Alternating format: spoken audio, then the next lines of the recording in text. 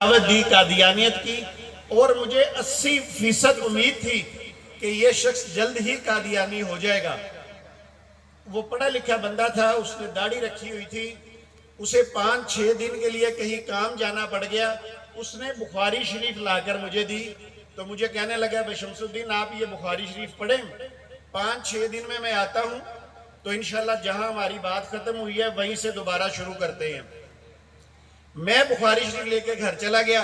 मैंने अपने घर वाली से कहा, मैंने कहा यार ये 2-4 हदीसें तब तुम फारिग हो तो मुझे सुना दिया करो, 2-4 मैं तुम्हें सुना दिया करूंगा, तो चलो घर में एक बुखारी शरीफ का दर्स भी हो जाएगा और हमें दीन का भी पता चलना शुरू हो जाएगा। अब उसने मुझे जो बुखारी शरीफ की जिल्द दी वो आज भी मेरे घर में मौजूद है। मैंने उससे पूछ लिया, मैंने कहा ये मैंने वापस नहीं करनी। तो उसमें जो बाब था वो था नज़ूले ईसा इब्ने मरियम। और आपको पता है तमाम कादियानियों का ये अकीदा है कि जिस ईसा अलैहिस्सलाम ने आना है, मुसलमान जिसका इंतजार कर रहे हैं कि कुर्बे क़यामत ईसा अलैहिस्सलाम आएंगे, वो ईसा अलैहिस्सलाम फौत हो चुके हैं और उनकी जगह पर मिर्जा गुलाम कादियानी ईसा इब्ने मरियम बन के आया है। और नऊज़ुबिल्लाह जब मैं कादियानी था तो मैं मिर्जा कादियानी को उस वक़्त ईसा इब्ने मरियम मानता था। जब मैंने बुखारी शरीफ का मुतालिया किया, ये बाब आया, तो मैंने जब हदीस पढ़ी तो मैं परेशान हो गया। परेशान क्यों हुआ कि वो हदीस डायरेक्ट मेरे अकीदे के साथ टकरा रही थी। उस हदीस ने मेरे कादियानी अकीदे को पाश पाश कर दिया। वो हदीस कुछ यूं है, इमामुल अंबिया हजरत मोहम्मद मुस्तफ़ा सल्लल्लाहु अलैहि वसल्लम फरमाते हैं, कसम है उस जात की जिसके हाथ में मोहम्मद सल्लल्लाहु अलैहि वसल्लम की जान है कि जरूर बिल जरूर तुम में ईसा इब्ने मरियम नाजल होंगे। अब मैं आपको वो अल्फाज पंजाबी में बताऊंगा जो मैंने अपनी बीवी से कहे उस वक्त घर में बैठ के। जब मैं कौन था ये याद रखिएगा, उस वक्त मैं कौन था? कादियानी। मैंने अपनी बीवी से कहा, मैंने कहा यार ये देखो ये हदीस के अंदर इमामुल अंबिया जो सबसे बड़े नबी हैं। अब क्या कहा मैंने पंजाबी में, मैं क्या यार जेड़ा सब तो बड़ा नबी है वो कसम खा के कह रहे कि ईसा अलैहिस्सलाम ने तुहाडे विच आना है, ते जेड़ा छोटा नबी है यानी मिर्जा गुलाम कादियानी, उस वक्त मैं नबी रसूल मानदा सी, मैं क्या छोटा नबी कहता है कि ईसा अलैहिस्सलाम फौत हो गए ने कोई नहीं आना, ते अल्लाह ने ईसा अलैहिस्सलाम की जगह ते मैनू नबी बना के भेजा ते मैं ईसा इब्ने मरियम हाँ। वो परेशान हो गई, मैं भी परेशान हो गया कि या अल्लाह माजरा की है। इसी तरह बिल्कुल गल हुई। उसके बाद फिर मैंने अपनी तहकीक को और बढ़ाया तो अल्लाह ताला ने मेरा सीना खोल दिया। तो अल्लाह ताला ने मुझे ये बात समझा दी, मुझे बता दी कि जो कसम इमामुल अंबिया खा रहे हैं वो हक सच है और जो मिर्ज़ा कादियानी कह रहा है वो झूठ है। तो अल्लाह ताला ने इसी हदीस मुबारक पर मुझे इस्लाम की दौलत अता फरमा दी। इसके बाद अल्लाह के फजल से मैंने अपनी जिंदगी तहफ़्फ़ुज़ नामूस रसालत के लिए वक़फ़ कर दी। अब आप सोचेंगे इसने जिंदगी वक़फ़ क्यों की? क्योंकि भाई कह रहे थे कि जो अंदर से आता है उसको पता होता है ज्यादा राजों का, और जो बाईपास आता है उसको शायद। तो हुआ ऐसा कि मैंने देखा चिनाब नगर के अंदर के कादियानियों ने 2013 तक तकरीबन 1.5 लाख बच्चा वक़फ़ किया अपने कादियानी कल्ट के लिए। कितना बच्चा वक़फ़ किया उन्होंने? 1.5 लाख बच्चा। अब 12 साल गुजर गए हैं, अब तक उन्होंने कितने बच्चे वक़फ़ कर लिए होंगे?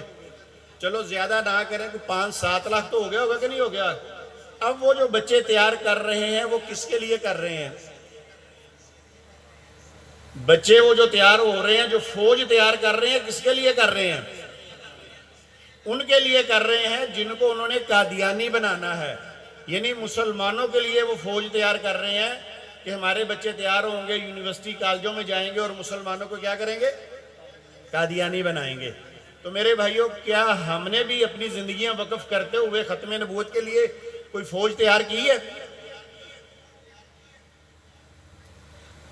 कौन ऐसे बंदे बैठे हैं जो ये कहें कि हमने अपने बच्चों को खालिस्तन ख़त्म नबूवत के लिए वक़फ़ किया हुआ है?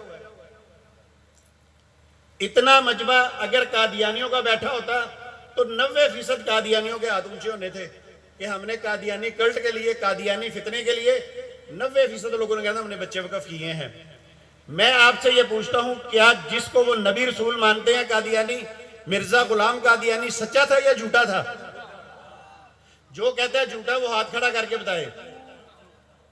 मगर इसके बावजूद वो झूठे के लिए 700 बच्चा वक़्फ कर चुके हैं और हम सच्चे नबी के लिए, उसकी खत्मे नबूवत के लिए कोई हाथ ही नहीं उठा। इसकी क्या वजह है? अभी मैं देख रहा था मदीने जाने के लिए वहां सब हाथ उठ रहे थे ऐसे ऐसे, और उस मदीने वाले की खत्मे नबूवत के लिए हम ना बच्चे वक़्फ करते हैं ना अपनी जिंदगी वक़्फ करते हैं। क्या हमें नहीं अपने नबी से प्यार? वो 700 बच्चा जब पूरे पाकिस्तान में निकलेगा, लोगों को तकबीर करेगा, तो आपके पास कौन से बंदे तैयार हैं जो उनसे बातचीत कर लेंगे? इंडिया ने पाकिस्तान पे हमला किया, फौज पाकिस्तानी तैयार थी कि नहीं तैयार थी? मुंह तोड़ जवाब दिया। और अगर पाकिस्तान की फौज तैयार ना होती फिर क्या होना था? यही मामला है। उन्होंने झूठे नबी के लिए 700 बच्चा तैयार कर रहे हैं और हम सच्चे के लिए कुछ नहीं कर रहे। बस हम सोचते हैं कि हम प्रोग्राम में चलेंगे, बस हमारे लिए ये काफी है। 74 में हमने उनको काफिर करार दे दिया, ये काफी है। आप बाहर निकले, आपको पता चला कितने लोग कादियानी हो रहे हैं। फिक्र होनी चाहिए ना। तो इंशाअल्लाह ताला आप कोशिश करें। अल्हम्दुलिल्लाह, ये नहीं मैं कहता कि आप कुछ नहीं करते, आप बहुत कुछ करते हैं।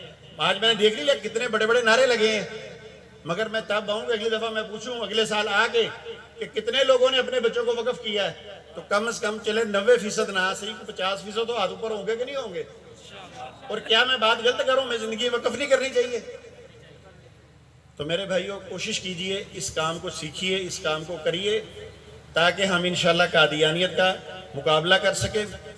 टाइम बहुत थोड़ा है। मैं एक आपको वाकया सुनाना चाहता था। बहरहाल कोशिश करता हूँ।